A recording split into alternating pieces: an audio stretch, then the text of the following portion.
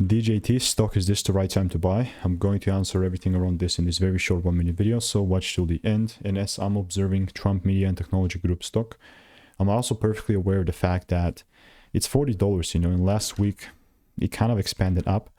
You know, Trump right now is just going crazy on the Trump coin, you know, so there's that.